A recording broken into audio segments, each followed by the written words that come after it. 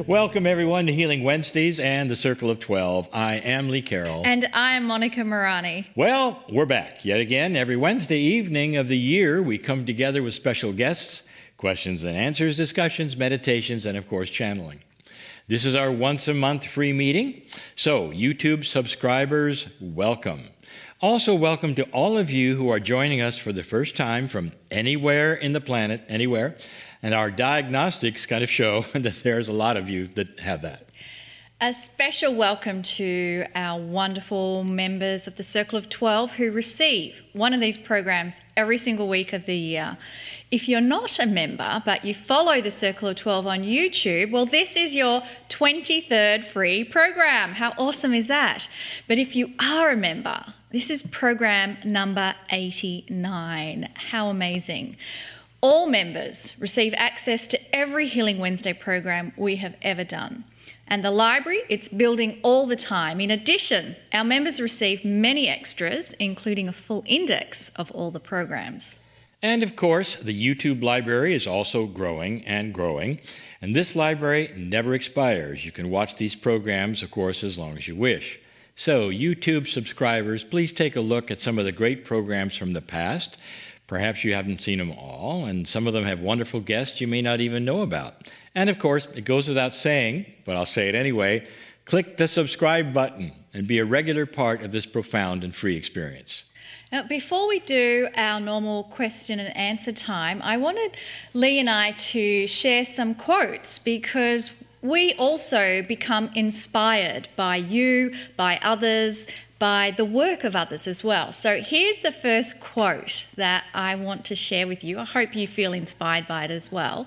It comes from a Greek philosopher, and my goodness, I hope I pronounced the name correctly. I think it is Epictetus. Perhaps I don't have that right, but anyway, it doesn't matter because what matters is the quote. And here it is. Don't explain your philosophy, embody it. Where have we heard something like that before, Lee?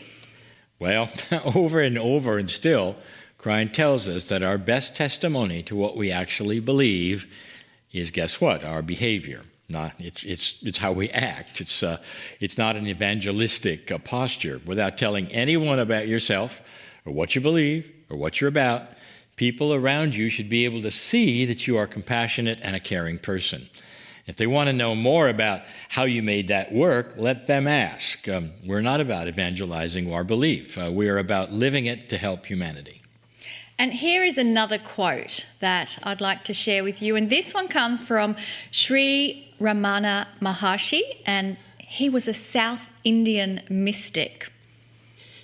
Peace is your natural state. It is your mind that destroys it. Oh, I love that. Peace is your natural state. It's your mind that destroys it. Lee, what do you think about that quote? Well, Klein has even gone further than that. It's your mind that often creates the barriers to almost everything that gets in the way of life's magnificence. We teach this all the time. It's your mind. Now, mind is, I'll redefine mind, it's your consciousness that paints pictures of who you are and often voids out your own worth. Fear is the worst thing that we create, and we do it very well. It stops clarity. It stops compassion. It stops reason. It stops kindness. And it saps us, truly. It beats us up and shortens our lives. All this, and we do it to ourselves. Here's one final quote. Are you ready? Don't let the noise of others' opinions drown out your own inner voice. Don't let the noise of other people's opinion drown out your own inner voice. Now, what great philosopher do you think said that? Okay, I'm going to reveal it. It was Steve Jobs, founder of Apple.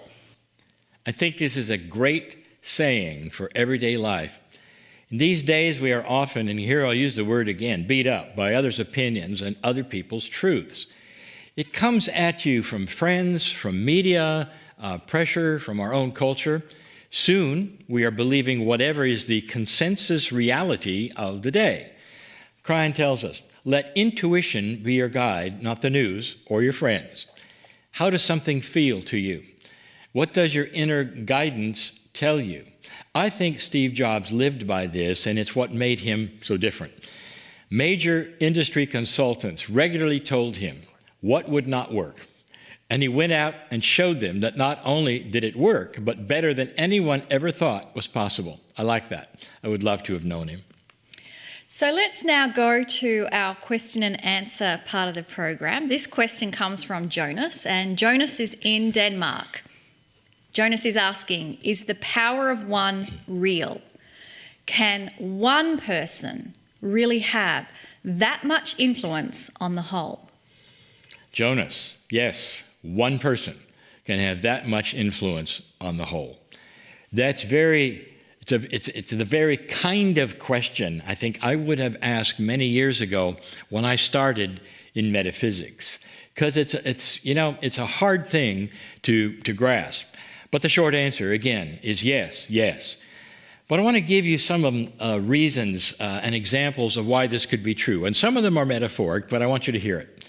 The premise behind all of this is now known as the field. This idea was always a kind of spiritual idea and had no science behind it at all, especially when I started.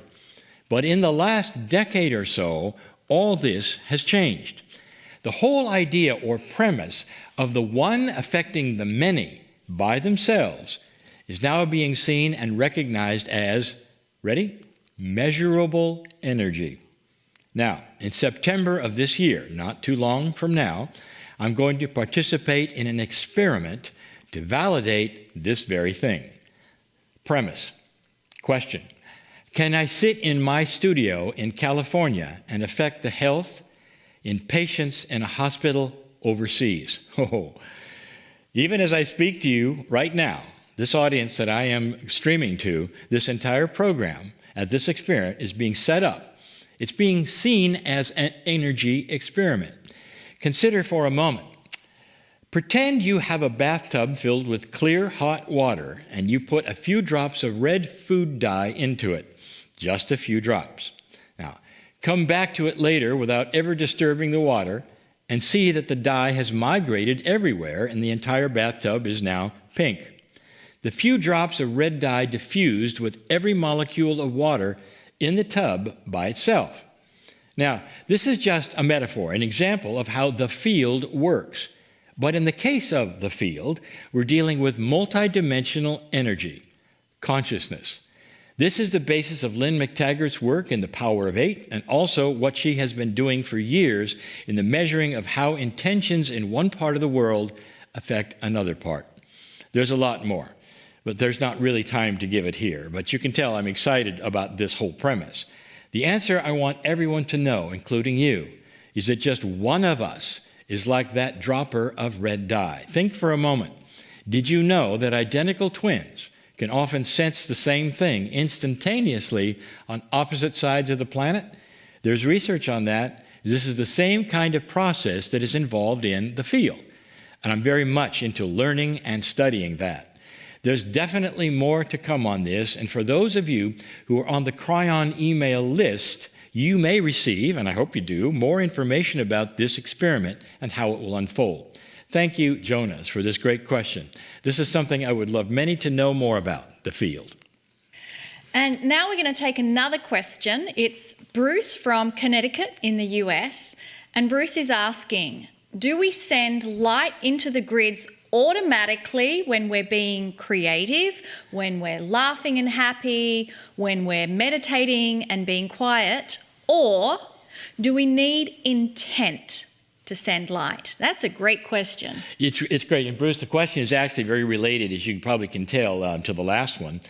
For sending energy to the grids for most people is indeed putting it into the field.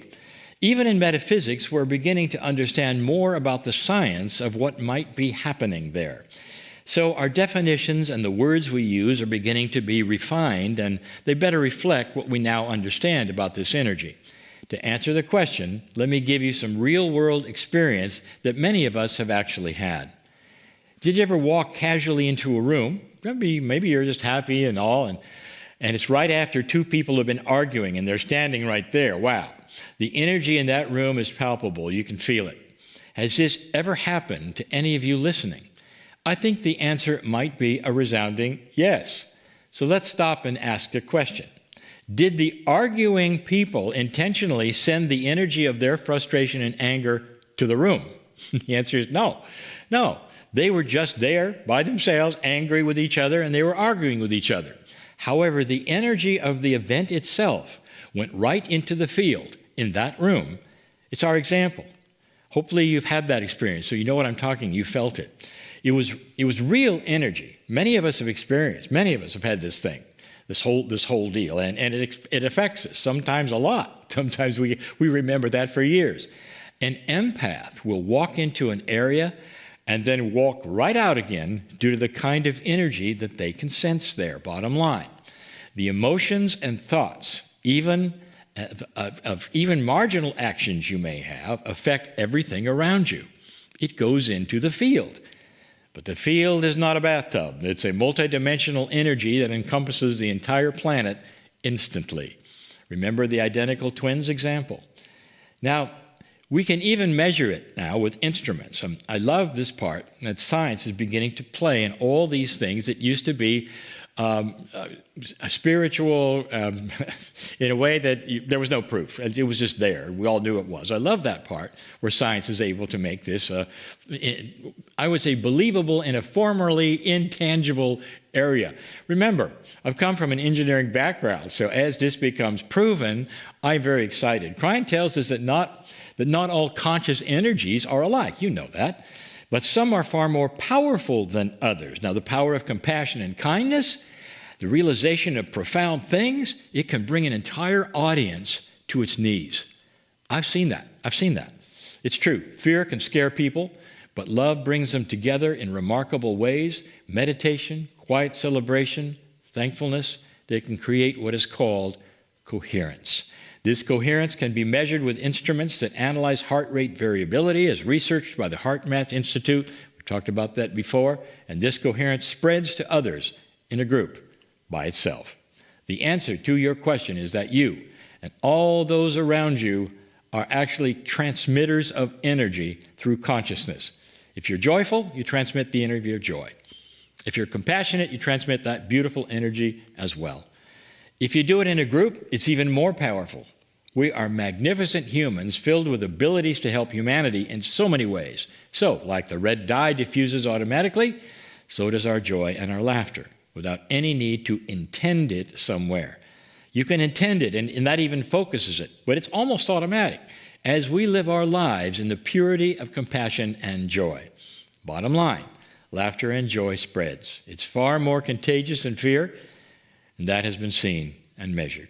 I love the message of that, how joy and purity goes into the grids. And yet, Lee, I think for me, the difference between having intent and just having a joyful life is the intent is like a laser where you focus and target where you're sending it. Yeah, as I was mentioning, there really are two different things. I think the answer that I like the most is we're all used to focusing and thinking about, let's say, a group or a situation or something. But people have to know, just like the two people arguing in a room, that love is this way. Yeah. Joy and kindness is this way. And you know who's proved that? It's the gurus that we've met in India, and those people, they emanate joy. You can't be angry when you have a couple of joyful people in the room. And I love thinking about the Aboriginals in Australia, the Ananu. They don't separate spirituality from life and existence. Everything they do is included. Yep. There's a oneness there all the time. So I think the oneness of what you said was to just be joy, laughter, and send that out, and it happens. And again, kudos to Lynn McTaggart. I know I beat this up because she's my hero, Absolutely. But really, she is the one who really opened the box to show us this, and of course, HeartMath Institute. Absolutely.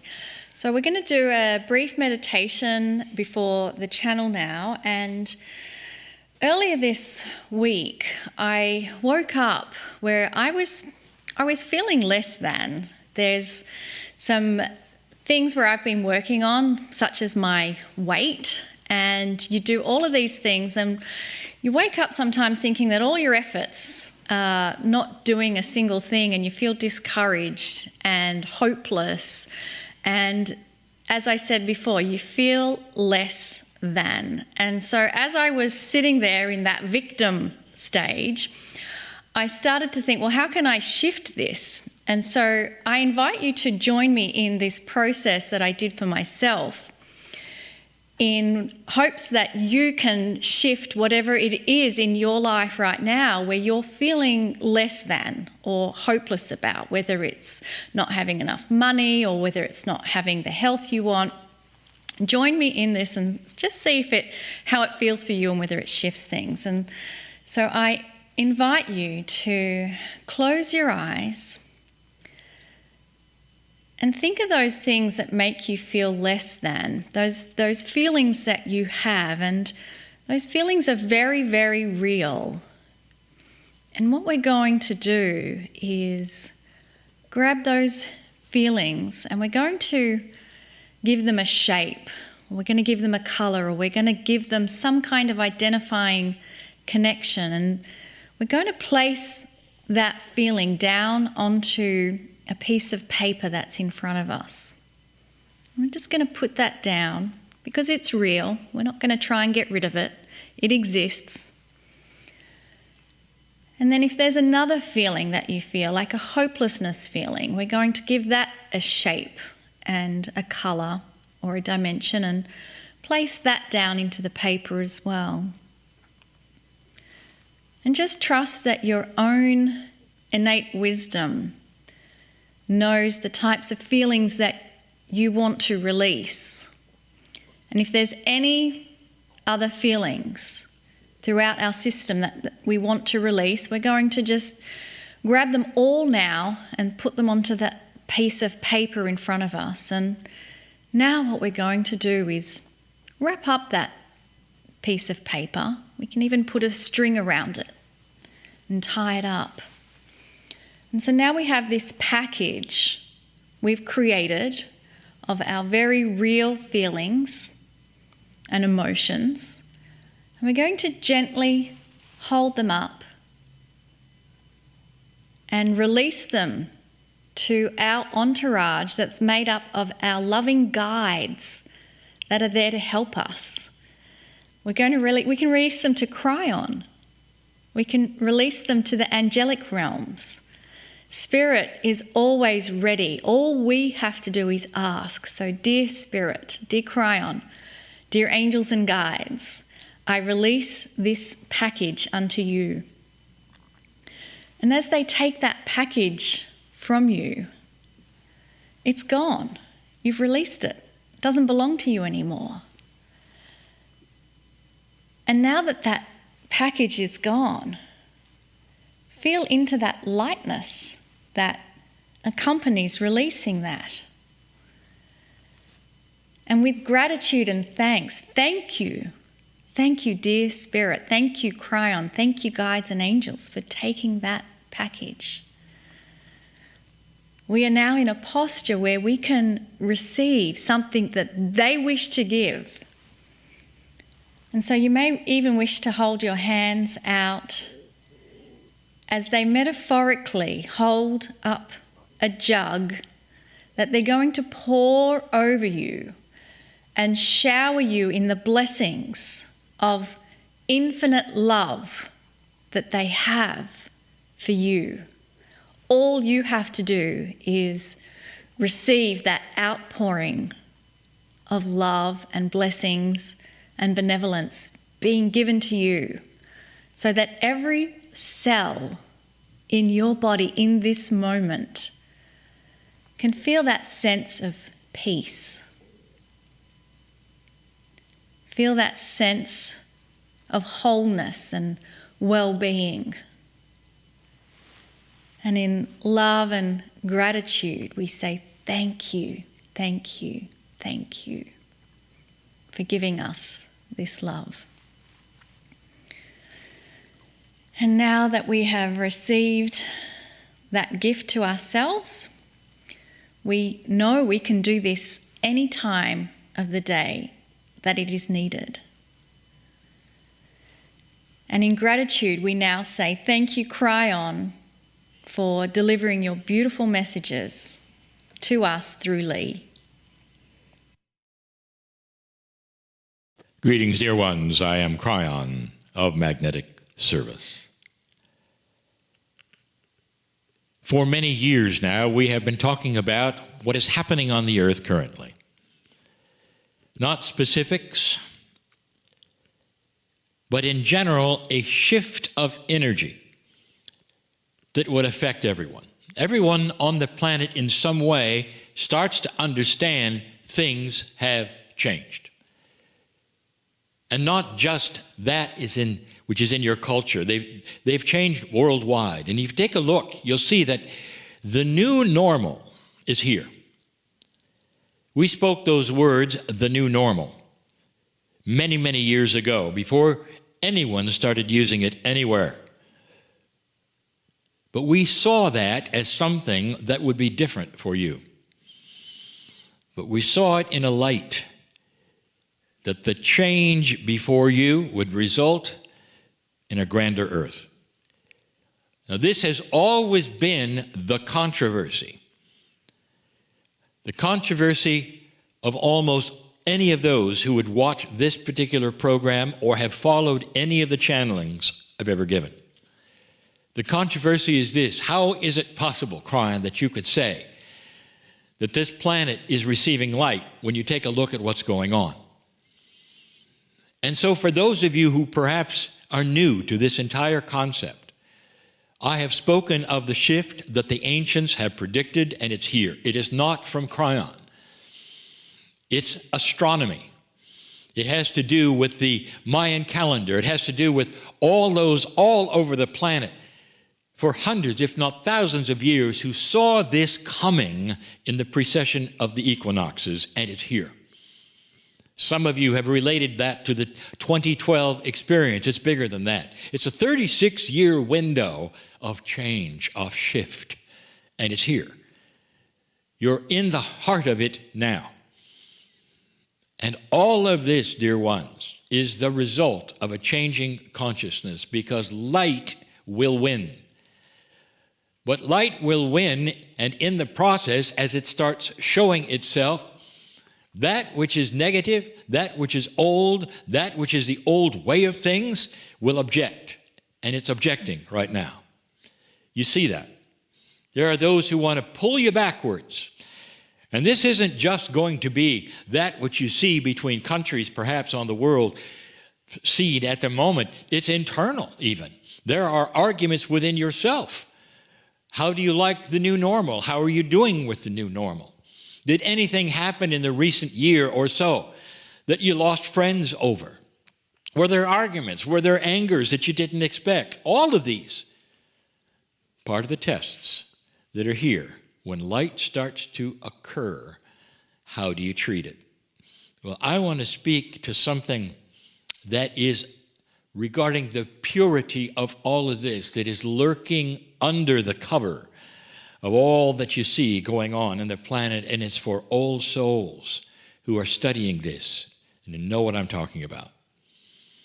This is for you, old soul. I'm going to call this series of channelings for this month, which is available to all of you for free. The audios are there on my partner's website. They will be produced for everyone. These four, they're going to be called Planting and Harvesting the Seeds of Our Time. Let me make this premise clear. What if on this planet you were a farmer?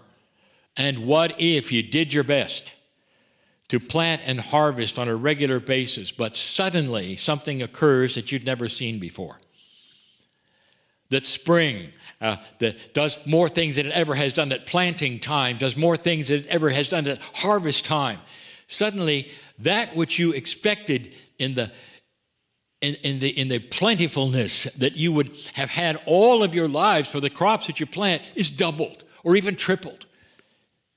Think of this, that on that playing field of what you would call, I would say, agriculture, that it all changes because the planting time is more profound. The harvesting time is more profound. It's almost like the weather changed on the earth that lets you grow things that you never were able to grow before and faster.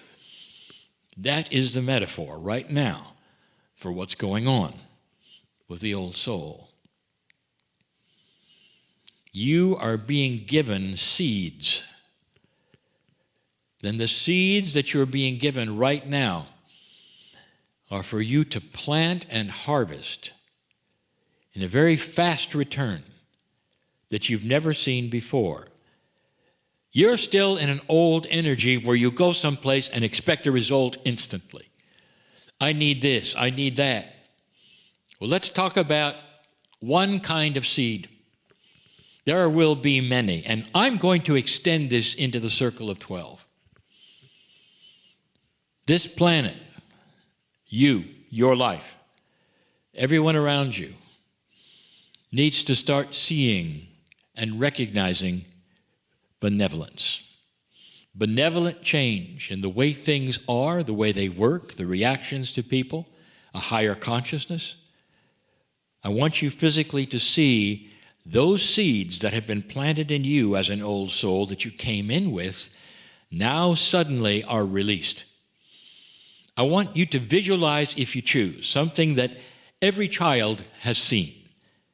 You punch a seed into the ground, you cover it with dirt, and you water it. And in your case, those seeds are the seeds of high consciousness on this planet that you alone can visualize, putting them into a wet earth perhaps and covering them with dirt and rich soil and watching them start to germinate and grow instantly, and you water them with intent, with love, compassion, kindness. And when they start to grow, along with all the other old souls that are doing certain things, this planet is going to see that they represent the food of truth. And you're going to start understanding that the harvest from them will start to be seen not in months, not in even weeks, but almost instantly. These are multidimensional seeds. And they're of a kind that I want you to see as something new for you in your life. That you came in with this, but now you can plant them. And you can plant them figuratively, metaphorically, anywhere you wish to. But as you plant them in one place, they harvest everywhere. That was the subject, was it not, of the questions of the day that my partner and his partner just took for you. A seed that is planted will harvest everywhere, even though you punch it into the ground, perhaps even in your own life. Start to visualize if you wish to. Start to think about if you wish to. A planet where benevolence starts to occur. And the benevolence is a result of the light that is coming in, that so many are afraid of because it's causing so many problems. It's not causing the problems. It's just exposing what was already there. Do you see any agendas that might have been advanced because the light is coming? Yes. Have you seen anything else that you think happened randomly on this planet, including diseases or what, that may have actually had a source that you didn't expect because the light was there? Anything to slow up the planet because the light is coming. Have you seen it? This may start making more sense to you metaphysically, dear ones. That maybe the things that have started happening since 2020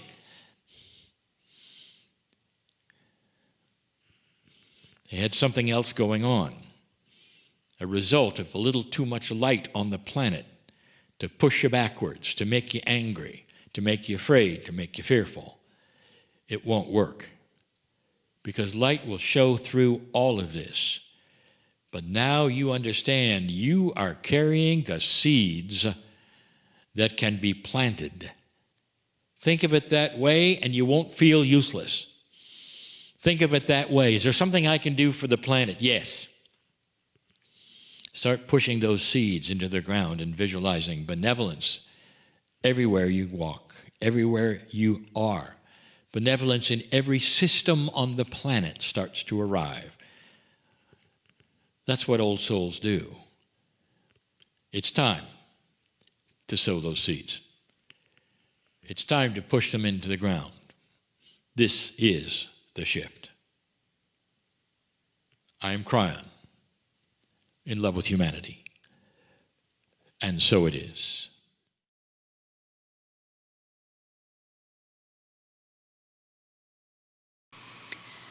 And from that beautiful place where Cryon has taken us, I invite you to bring the energies of Cryon and that channel back with you as you make that transition to become fully aware of the room you are in. Bring your attention and focus back into your body. If you've had your eyes closed, I invite you to open up your eyes. And now that we have your focus and attention and awareness back into this alert phase, I am so super excited to have two amazing healers joining us on our program. Their names are Carroll and Eben, and I want to make sure that they're there on the Zoom feed. Carroll and Eben, are you there? We are here loud and clear. It's good to be with you today. Yes, thank you. Wonderful. Well, I didn't give the full names of those two delightful couple. We're going to do that now as we read the bio. Well, this is a very special day because these people are just people you need to know. I would like to have Monica, would you start with Karen, and then I'll go with Evan. Absolutely. So Karen Newell is an author and specialist in personal development with a diverse body of work that rests upon the foundation of heart-centered consciousness. I love that. It's not just consciousness. She's focusing on the heart-centered consciousness. As an innovator in the emerging field of brainwave entrainment audio meditation, Karen empowers others in their journeys of self-discovery by demonstrating how to connect to inner guidance, achieve inspiration, improve wellness, and develop intuition. Karen is the co-founder of Sacred Acoustics and the co-author with Eben Alexander of Living in a Mindful Universe. So let's talk about Eben Alexander for a moment. Eben Alexander, MD, was an academic neurosurgeon for over 25 years, including 15 of those years at Brigham and Women's Hospital, Children's Hospital, and, of course, Harvard Medical School in Boston. He experienced a transcendental near-death experience, we call that an NDE, folks, during a week-long coma from an inexplicable brain infection that completely transformed his worldview. Everything changed. He's a pioneer scientist and modern thought leader in emerging science that acknowledges the primacy of consciousness in the universe. I hope you got that, folks. He's an author, a New York Times #1 bestseller, Proof of Heaven, The Map of Heaven, and Living in a Mindful Universe. Karen and Eben, it was a delight to have you on this show. Welcome. Lee and Monica, it's great to be here today. Thanks so much for having us on. I am so looking forward to this discussion. You, Eben, probably have said this. You've told your story thousands of times, I'm quite sure. But for those who have not heard it and all like that, I know you can make it concise, but what happened? Well, important to point out, I'd spent 54 years of my life honing a scientific worldview. All began with my father, who was very influential as a scientist, neurosurgeon, but he was also very religious. He believed in a loving personal God. I had struggled with that through much of my life. 15 years teaching at Harvard Medical School, I felt very confused about the notion of conscious awareness surviving death of the brain and body. And that's why my NDE was of such value to me. What happened in that week in November 2008 changed my life forever. It's been written up as a case report in the Journal of Nervous and Mental Disease by 3 doctors who were absolutely astonished by my recovery. But the essence of it was my journey was very in the setting of complete amnesia. I knew nothing of Earth, humanity, Eben Alexander's life. It was an empty slate. And that's unusual for NDEs, but in many ways, looking back on my own over the first few years, I came to realize why it was so important. And very briefly, my journey involved several different kind of layers of the spiritual realm. Earthworm Eye View was where it all started, very primitive course on responsive realm, but I was rescued by a slowly spinning white light that came packaged with a perfect musical melody.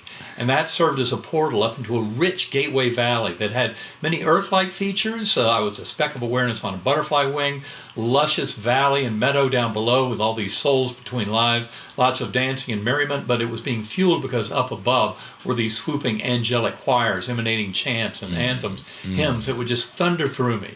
And it turns out that a companion with me on that butterfly wing was very crucial. If those who have read my book, Proof of Heaven, will realize at the end of that book, 4 months after my coma, coming into a realization of how all this happened and that my guardian angel was someone very important to me, but someone I did not know in my life. And that's a long story. We don't have time to go into it all. But the essence of it was, given the documented damage to my neocortex that is very clearly spelled out in that case report in the Journal of Nervous Mental Disease, it's very clear that my brain did not come up with a hallucination or dream. My brain was far too ill for that, and that's why the scientific community takes my case very seriously. And I've spent the 13 years since that coma experience working as a scientist with hundreds of scientists around the world to more fully explain consciousness and these incredible human experiences for what they show us about the nature of reality. That makes my heart sing so much, hearing every single word that you have said. And in particular, you mentioned the melody of music on the other side. And so that makes me want to ask Karen, who focuses on music, tell us a little bit about you and how you started. Well, I started just with the kind of curiosity we all have about why are we here and what is our purpose. And I knew from all of the reading that I was doing that meditation, learning how to quiet the racing thoughts in our mind, was highly critical to this process to generate firsthand experience. And so through lots of trial and error, I discovered a certain type of sound, specifically these binaural beats that are contained in brainwave entrainment audio recordings, really helped me to quiet the mind. And it was in that setting that I met Eben. And he, after his coma, 3 years after his coma, he was also exploring sound to get into expanded states of consciousness, much like he experienced during his near-death experience. And so it was in this setting where I met Eben, but it was way before his book came out. I didn't know his story. I did know that he had had a near-death experience. So I'm making conversation with him at this workshop, and I said, you know, I knew I'd known others who had had near-death experiences, and I knew they came back usually with these very profound, deep spiritual, often very personal lessons. And so I just cut right to the chase, and I said, so what was the lesson? What did you learn? What was the gist of it all? And he looks at me and he says, the brain doesn't create consciousness. And this confused me. And I said, well, why would anyone think that it does? Because I didn't understand the materialist worldview, that was basically the foundation of the materialist worldview, is that consciousness arises from the brain, from physical matter. And I had understood already through my own exploration and personal experience that our souls are fundamental. That to me is what consciousness is, the part of us that comes into the body and inhabits the body. But it was through this sound that I was able to experience much of what Eben experienced, not in the same intensity, don't get me wrong, but I was able to touch that love. He didn't talk about the core realm, but after he was in that gateway kind of earth-like realm, it was the angelic choirs, the music that sort of put him into the deepest realm of his experience. And that's where you felt it in the gateway too. Divine. Yeah, Absolutely. the oneness with the divine. That God force, it becomes the source of our very conscious awareness. I mean, it was an astonishing experience to go through, and it's taken me 13 years to even get to this point, and I'm sure I still have a lot of work to do in understanding it, but it's extraordinary where the scientific world is headed on the primacy of consciousness in the universe. And that is so important to Eben, but I was more interested in, what about that love? Why aren't you saying that's your most fundamental lesson? And he says, well, it really is, but the truth is you can't bring that love back here. The love he experienced there, he has not necessarily experienced in the same way here. And I said, well, I've touched that love. I think you can bring some of that here. And it may not be the same intensity, but the love that I've touched, and I'm sure many of your listeners have, it's real, it's palpable. It's very hard to put words to it, but I like to use words associated with light, like shimmering or glistening or radiating. That's what love is. It's kind of an active feeling that moves and shifts in your body. And while we definitely connected on the intellectual concept of the brain doesn't create consciousness and this loving kind of connection, we also experienced a very deep personal connection when we first met that changed both of our lives even more significantly. But we have now come together. Eben wanted to teach others how to experience these kinds of states, and that's when he invited me to help teach others how to use this sound. And he was actually the catalyst for my business partner, Kevin Cossey, who's the audio engineer extraordinaire. He and I create these recordings, but Eben was the catalyst because he thought these recordings that we had up until that point only recorded for ourselves, he wanted them to be available to others. And that's when we entered this kind of shared devotion to helping others generate these same kinds of personal experiences so they can come to the same understandings in their lives. You know, I know it's going to seem like going backwards here because I'm I'm a nerd. I'm science-based originally and then became, of course, a channeler later. That was a transformation. And I want to hit hard on something because I'm standing and sitting and talking to you right in front of somebody who has experienced this very, very profoundly.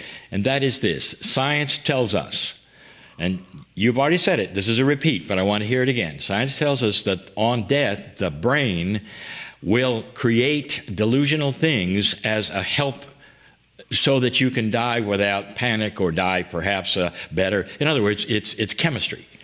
And that is exactly wrong. And that we have always said, no, it isn't. You know, the brain, the soul is everything. That's the primal source, and it inhabits the body for a while and moves on or whatever. Actually, Krein says it is in both places at once. Our soul is in us at the same time we are in us, but the soul is the driver. Now, would you agree with that? Absolutely. I think this basically evolving awareness of the mind-brain relationship and the deep nature of consciousness and conscious awareness investigated in a scientific fashion, in very rigorous investigation by experts in these phenomena, and then the theoretical work to explain how it can all happen. I think that work is making tremendous progress. And from my point of view, I think our book, Living in a Mindful Universe, does a very kind of thorough job of introducing people to the unification of science and spirituality in the modern era through this primacy of consciousness. But also we work with many scientific groups, and that includes the group at University of Virginia, Division of Perceptual Studies. And I will simply say for the scientific community, if you want to see the tremendous progress in this field, just look at the 3 books edited by Ed Kelly, beginning in 2007 with Irreducible Mind, which many people have read and realized was absolutely revolutionary, but that was just the beginning. He edited a follow-up book called Beyond Physicalism in 2015, which took all of this discussion much further along the pathway towards explaining this primacy of mind and how it works in this universe. And then finally, his book Consciousness Unbound, edited by Ed Kelly, came out in spring of 2021. And that goes even further towards elaborating this kind of scientific vision of the brain as a filter, of the kind of mind as primordial in the universe. And idealism. And idealism, ultimately. And then it gets to definitions of kind of consciousness and God and all that.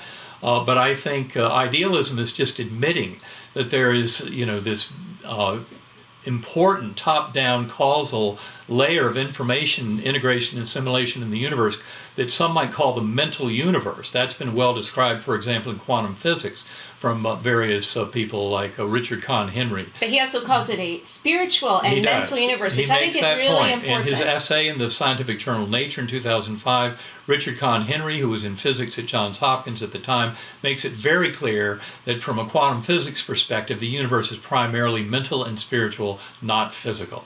And that's really where all of this is headed. That's where we headed in Living in a Mindful Universe. Absolutely the direction in which Ed Kelly and his three fascinating books has gone. And again, as Karen points out, then it starts to get into your definitions of kind of mind and God, where you're kind of defining this oneness with the divine, so often described by near-death experiencers. And really, all of us as sentient beings can come to the same knowing through meditation, through centering prayer. We all have ways of going within to connect. As you've been doing, Lee, in many decades of your life, connecting very actively and practically with the other side. And yet what we would say is, based on our workshops and our work and books, and that we think that anyone, any conscious being who has an interest in doing this can pursue this kind of deep integration of relationship with that primordial mind. Krein has said for 30 years that there's a song playing all of the time, and that when we pass over, or sometimes you don't even have to pass over, when you go to that place which is your soul, you hear it, and that it's the song of home, and that it's the most splendorous thing you've ever heard, and it soothes your heart. Do you feel that you experienced any of that? Every bit of that. In fact, that was one of the things that was so important to clarify early on, and I did. In my presentations in the book Proof of Heaven, talk about what a personal spiritual home it is. It's so comforting. People hear these descriptions and they think, "Oh, that sounds foreign or dreamy," or it sounds like something maybe foreboding. And yet every bit of my experience was extremely endearing and kind of heartening and connecting. And that, I think, is the important thing. And it's why people should take the time to go into meditation and centering prayer in this lifetime, to connect more fully with that aspect of themselves, their greater connection to the universe, so it won't be such a shock when they leave their physical body once and for all at bodily death. It's worth, I often say that the most important lessons that come out of the study of near-death experiences, it's not what happens when I die, but how do I make choices today in dealing with myself and others that best reflect who I truly am, based on this broad experience that we have called life. And we realize the materialist model is no longer adequate, and there's a much richer way of sensing this connection, this power of the love to connect us all.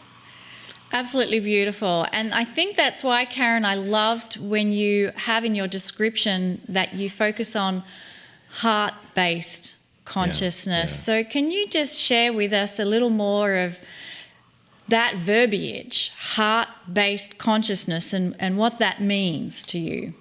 Well, one of the tools that I used to help me learn to meditate was sound, but another very significant one was a technique I learned through some Sufi taught teachers that they call heart rhythm meditation. And at its most simplest, it asks you to imagine that your breath is moving in and out of your heart.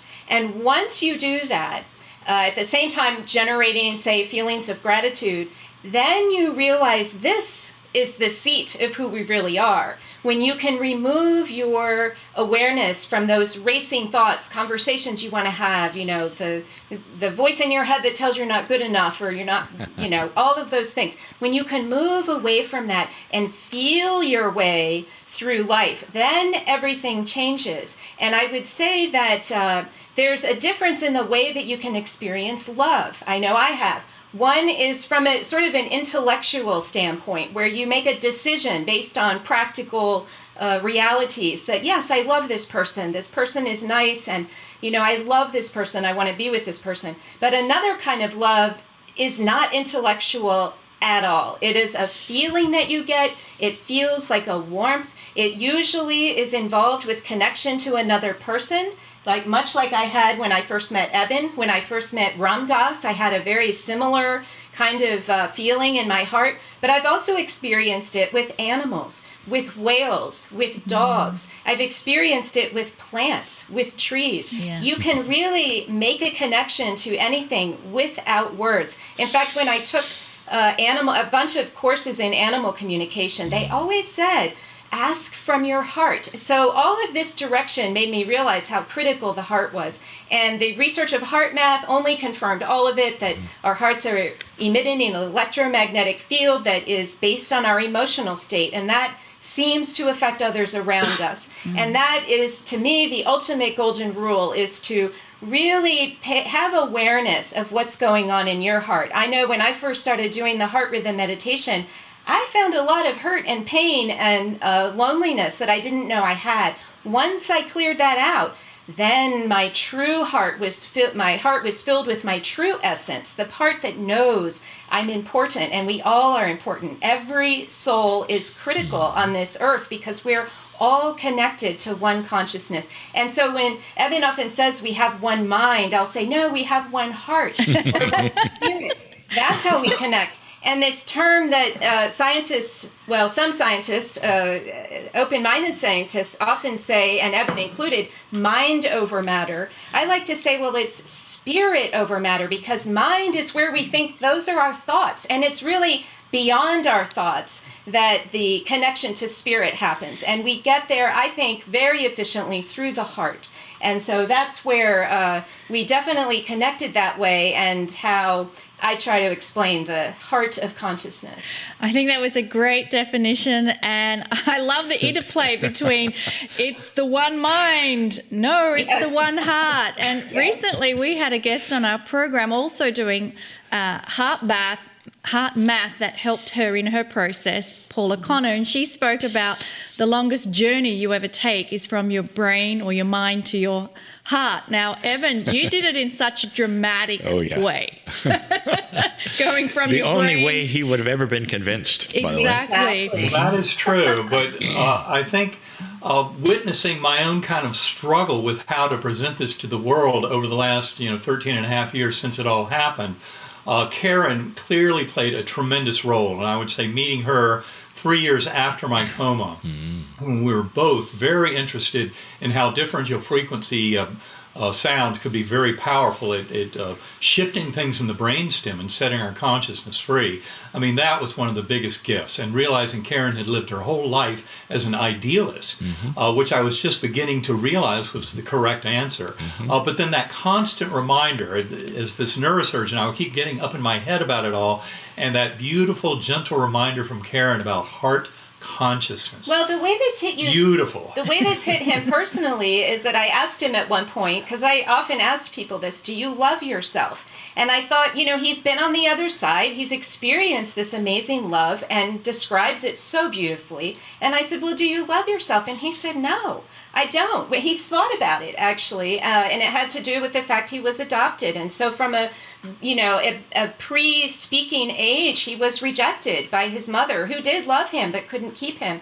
And that was taken away from him. And so through his whole life, he carried that. And it was after his near-death experience where he was told, you are deeply loved and cherished forever. This is what he tells people, but he didn't know it himself. And now you do. I do. You through that process and a lot of of it has come through meditation. It clearly involved that NDE as a catalyst, but people need to realize that just having an NDE, you're going to spend the rest of your life unpackaging the whole thing. It's not like all of a sudden you understand the whole world. You understand it's much bigger than you ever thought before, but that doesn't mean that you've fully assimilated the experience. And I'm still in the process of assimilating that experience and growing through it and helping the scientific community as best I can because of my position in understanding the science and also having had an experience of extraordinary depth into the spiritual realm. Tell us about sacred acoustics a little more in audio meditations, and I'm very interested as an audio engineer about that. Well, they're basically created with a foundation of what we call binaural beats, and that's where you have one sound in one ear, a slightly different sound in the other ear, and that creates the brain translates that into sort of a wah, wah, wah, steady sound. And they're programmed very deliberately to entrain the brain to lower states of awareness, say associated with delta, theta, alpha, as opposed to beta, the state that we're in when we're walking around. So any frequencies that are below 12 hertz are outside that beta range. But since we can't hear below 12 hertz, these binaural beats create that sound for us. Usually we're hovering around that 4 hertz realm, which is the border between awake and asleep. And when people listen to around 4 hertz, they often get into what we call a hypnagogic state, where the body is profoundly relaxed, but the mind is still aware. And this is where the magic happens. Using your intention, you can go on journeys, you can communicate with departed loved ones, you can connect with your higher self, I hate to say expanded self. But at its basic foundation, we did a pilot study where a psychiatrist in New York City did a study within her practice and found over a 2-week period of listening to recordings and listening protocols that I provided, a 26% reduction in anxiety was noted. Wow. And so just by listening to these recordings, people were able to reduce their anxiety by a highly significant amount. The control group in this setting, who received therapy but not the sound, had only a 7% reduction in anxiety over that same time period. So people use them to help themselves sleep, help get better focus, get in touch with their intuition, and then a little more exotic spiritual travel sometimes. So that's what they are used for, and sacredacoustics.com has a free 20-minute download that people can get, but just by putting in their email. But also, the Whole Mind Bundle are the exact set of recordings used in that pilot study. And we invite anyone to come and download those, because we know that as each of us reduces our anxiety, that it's helping all of us. And so that's why when the COVID pandemic first started, I reduced the price significantly, but there's also a free option. And that's the one I'm trying to stress here, is that these are accessible for anyone. And the best way to find out how they affect you is to try it yourself. Listen through headphones. Listen through headphones is very important, because then you get those binaural beats. And I want to point out that most of us are familiar with brass bowls or crystal bowls or tuning forks, gongs. All of those instruments emit that wah, wah sound, although there's a lot of natural harmonics that take place. But those same instruments are emitting natural binaural beats. Yeah. So we all can benefit from these, with or without these binaural beat recordings. I would just add that a peer-reviewed pilot study was by Dr. Anna Yusim, Y-U-S-I-M, and it came out in Journal of Nervous and Mental Diseases in February of 2021. That is brilliant. People, I want to remind you to go to sacredacoustics.com. That's where you're going to get the free offer. I think there needs to be a caution or warning on there. Warning the side effects may produce states of bliss. And coherence. Well, we do have a warning, which is don't listen and drive. Because, that's right. Don't listen and think much. But you might relax a little too much. So. Absolutely. And then I do want to talk about Eben's website, because Lee's a big fan. You have the Proof of Heaven in your office, yes, right? I do. Yeah, it's one of your favorite books. Yep. And you can go to ebenalexander.com so that you can also have a look at that website, and there's a free offer on there as well for our beautiful community. Right. We are almost out of time, so I want to just throw it back to the two of you. Any last things that you want to impart to our community? I think I would just like to stress something Karen said a little while ago. Every soul is involved in this awakening. We often like to say, no soul left behind. And really, this is a time of, I would say, a confluence of more than 5,000 years of human history in terms of moving to a next level. And that is something that all of us can participate in. And even though the world may look frighteningly polarized and fractured in this moment, a lot of that is kind of fundamentalists reacting to realizing that some of the old ways of thought that have been so damaging to our world are something humanity is about to leave behind. And it's that kind of threat of extinction that lets so many people kind of scream out. And yet the reality is there's good reason to be optimistic about where we're headed on all this. And that's what Karen and I talk about in all of our webinars and talks and books. And it's a very promising future that we see for humanity. And it's true. Each and every one of us is critical in this process. So anyone who's listening, if you're already a regular meditator, bravo, go deeper. If you're not, start some kind of personal practice. It can be movement, it can be walking in nature, it can be, using our sound, any form of meditation. Start somewhere. Start generating that personal experience. You will find it in your heart. That's where the answers lie. That is your connection to your inner world and your connection to that greater consciousness that we are all a part of. It's really our birthright to understand and experience this while we're here in these bodies. Oh, thank you both so much. Thank you. We are rejoicing in your messages.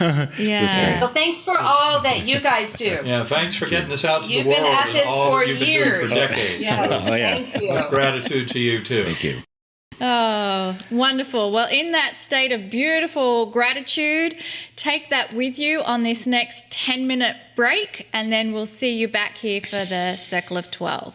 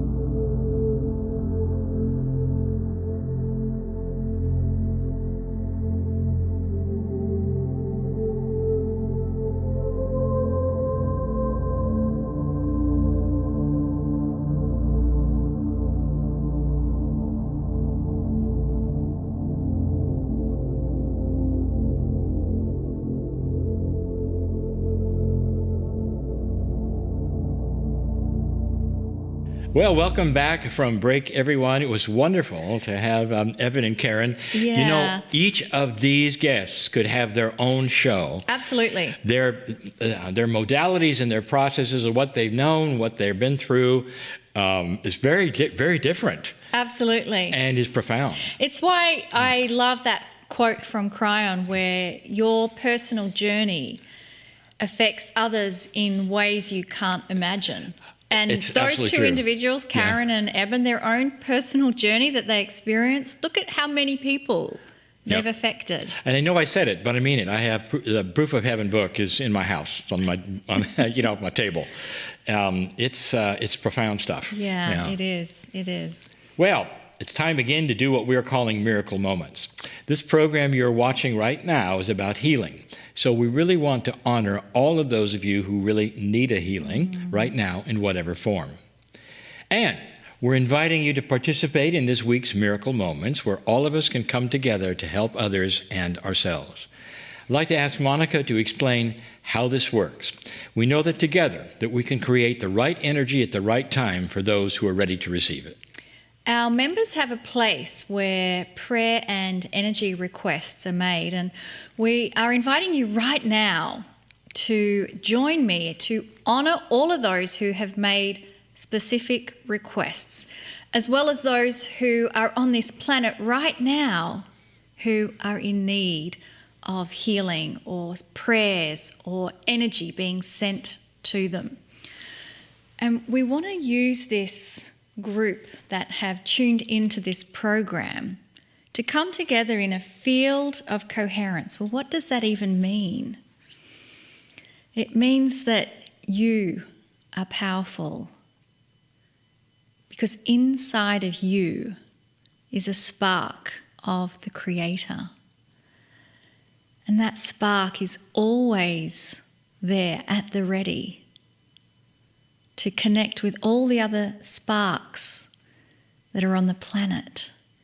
And when we come together with that conscious intent to do so, all of those sparks begin to ignite in one big field of coherence, this synchronized energy of togetherness.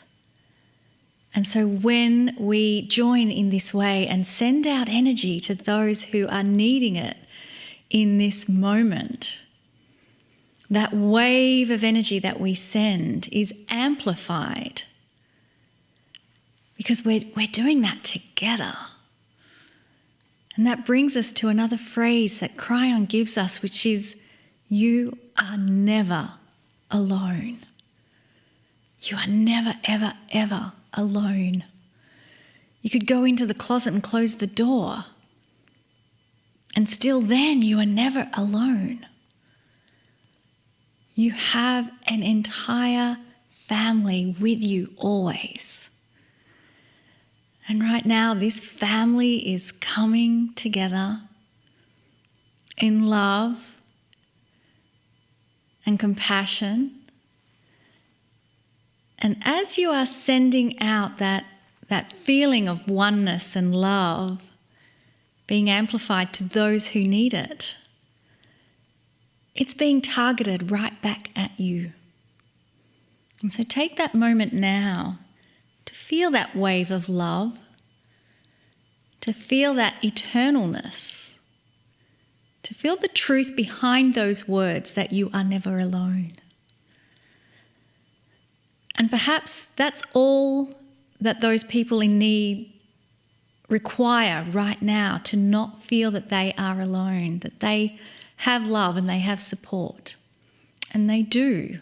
It is us loving every single human on the planet right now.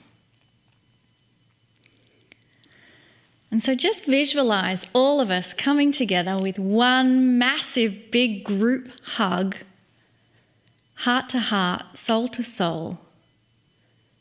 What an amazing family of humanity we are. And as we release that energetic hug, we can now sit back and invite the loving messages of Carroll to come through.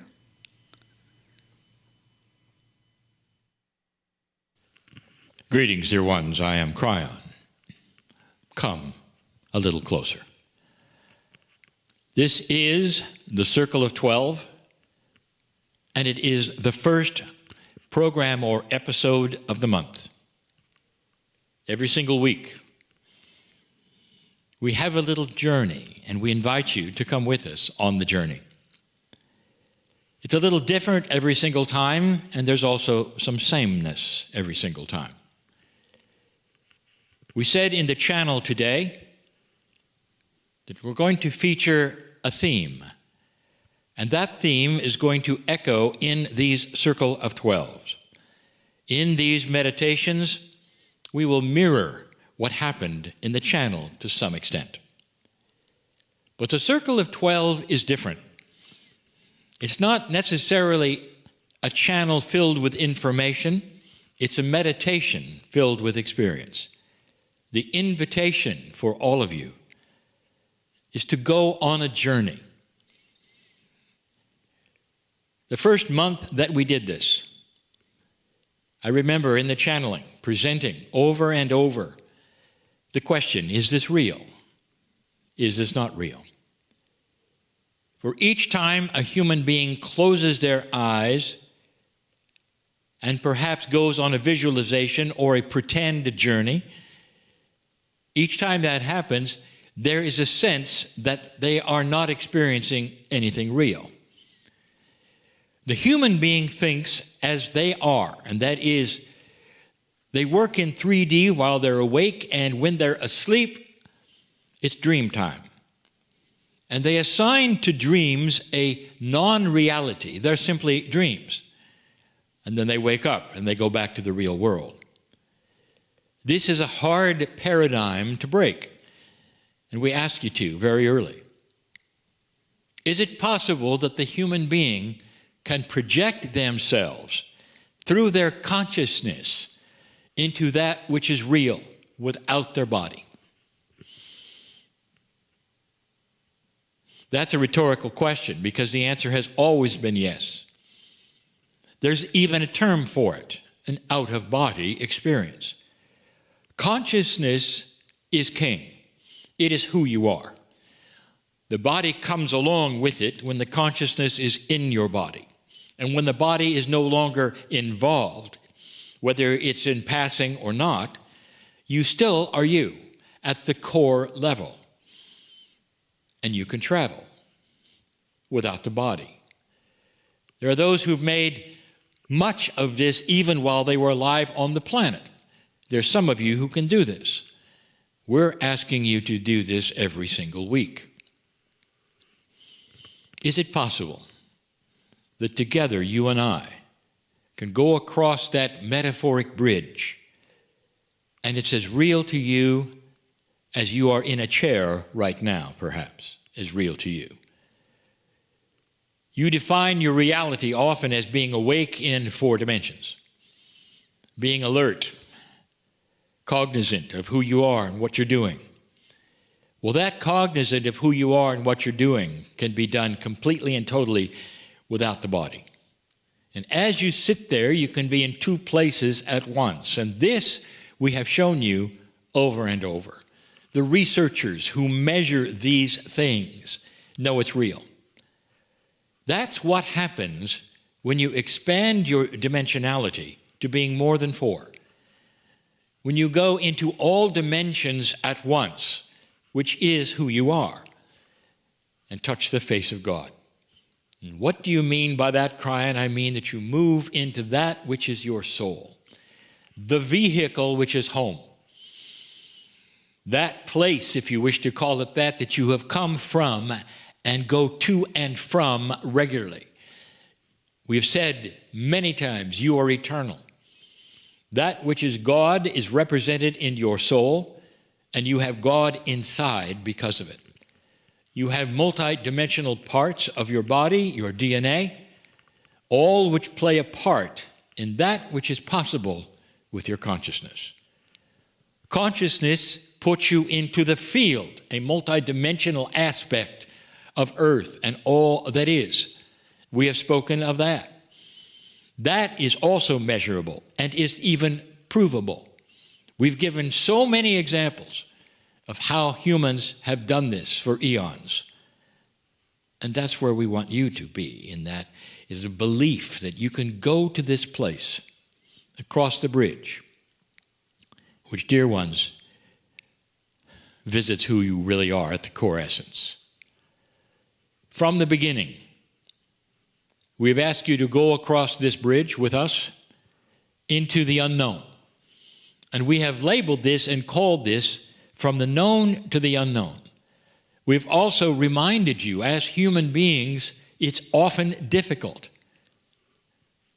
If a person cannot visualize, then how do they even visualize what they know? If they go into the unknown, how can they begin to visualize something they've never seen? This, dear ones, is not necessarily a big problem, because there are always ways around that. And we've given you some of those too. For those who cannot visualize or have trouble with this, I'm going to ask you to do this. Come with me on a journey. You've all walked. You've all gone across a bridge. You can do that. You don't have to see it in your mind. I want you to feel the love involved as you move across a bridge. There's something that starts to come over you. It's a feeling that you've never felt before, or that you perhaps have in the circle of 12, that you know now is real. It's as real as the chair or the couch you sit in. Giving intent to go to that core of yourself, dropping into your heart, opens the door for manifestation, for becoming more than you think you are, for discovering your self-essence, the discovery of self. Today will be different. It'll be different from anything we've ever done. It will carry a different kind of way it's done. You'll see. You stand on the precipice, perhaps it's a cliff, looking into an abyss. Many of you have had that experience, so you don't have to visualize much. The journey is across this bridge, but you can't see what's on the other side. To many, this is frightening. Would you do this in real life? The answer is no. If you can't see across the bridge, unless you've had pictures of what's there, or those who have gone there and said, oh, it's fine, and come back, if you're on your own, you probably wouldn't have done it. And that's why I say every single episode, take my hand. I'm coming with you. So let's do that right now. Take my hand. This journey is about love. And as you cross that bridge through a mist that obfuscates what's coming and what's on the other side, the unknown is replaced with a feeling of love. You walk in the hands of God. That is your soul. You walk into that which is something you have felt before. Even if you've never been in this program, you've felt it before. Because this is where you've come from. This is the magnificence of the love of Spirit, of the compassion that is there for you. Your name goes here. A name perhaps you've never even heard, the name we sing in light, which is you. You're not going to go into a theater this time, dear ones. You're going to go through a door. You've all seen a door. Not hard to imagine going through a door. It has no door on it. It's an opening of a door.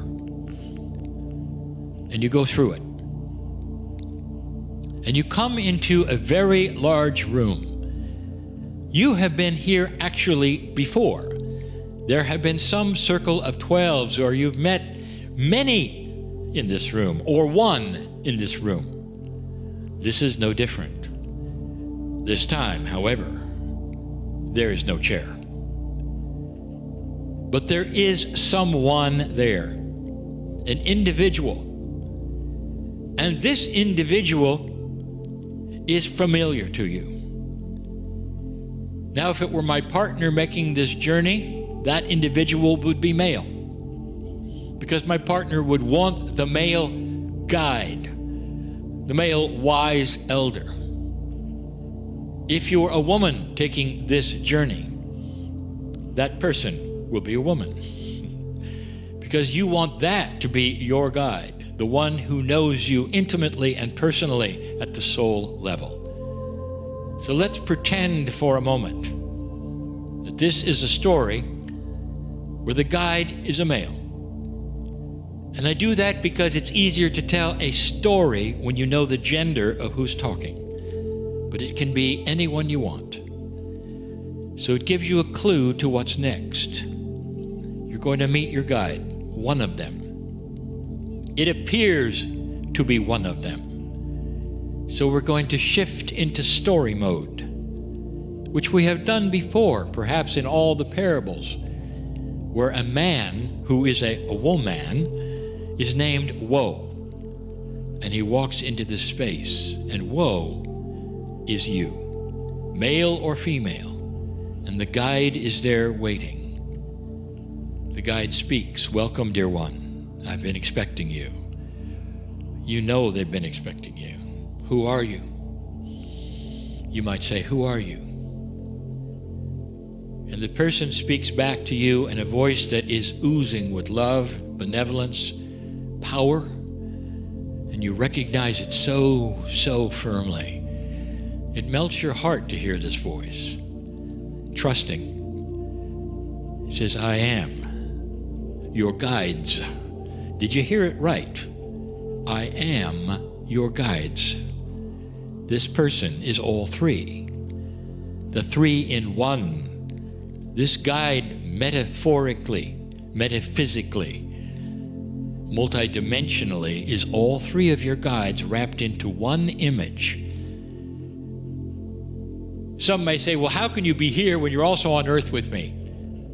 And the guide will laugh and he'll say, "Because I'm right now on earth with you. I'm always with you. Wherever your consciousness of magnificence is, that's where I am." I've told you, this man or woman continues to say, "I'm always with you. Whether you acknowledge me or not, we are here. We walk with you through life. And today we want to show you something." There is a shelf seemingly floating in air right beside this magnificent one who belongs to you. And this magnificent one speaks and says, "On the shelf there are many jars, and each one of the jars is filled to the brim with seeds." Aha. So if you went through the channel, you know the seeds are about that which is to be planted on earth by you, if you choose to do so. And this magnificent guide, this loving guide says, "Dear one, it's time. This is why you were born at this time. The shift is here. The changes are afoot. The light is starting to appear on the planet, and there is a pushback to that light. Negativity does not want the light. It's time to plant the seeds." You might ask, "Well, are these seeds new? Did they just arrive?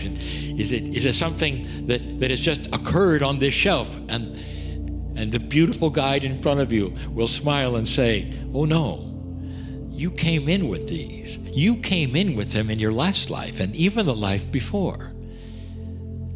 They were so you'd get used to them and they'd be part of you. But it wasn't until the sun came out that you could plant them." Are you getting this? This is a metaphor for the shift. The sun has come out, and the guide says, "Choose your seeds." And you see their label: benevolence, kindness, change on the planet, health for yourself, understanding. It's different. They're not things, they're concepts, each one of them.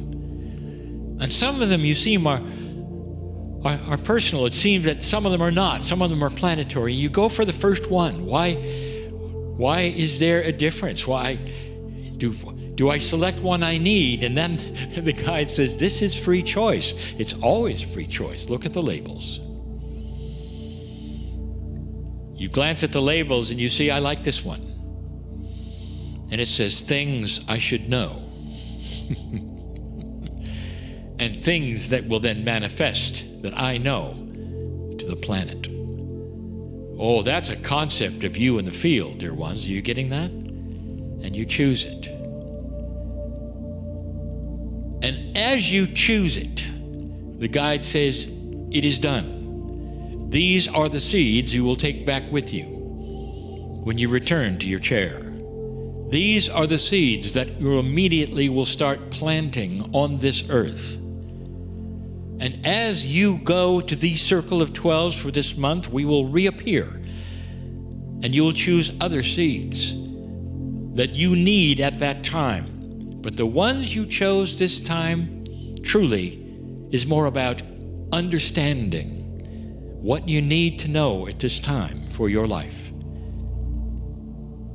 So the invitation, dear one, the guide says to you, who represents all the guides, go from this place after you ponder this love with me, because I'm going to stay with you for a while, and we're going to bless these seeds together. We're going to energize them and activate them, you and I. Because when this is over, you will have them in your hand, figuratively, on the chair, and you will begin to push them into the dirt and cover them and water them. And you will start seeing the things you need to know and you need to understand. And they will go right into the field, and the planet will know you've been here. Stay.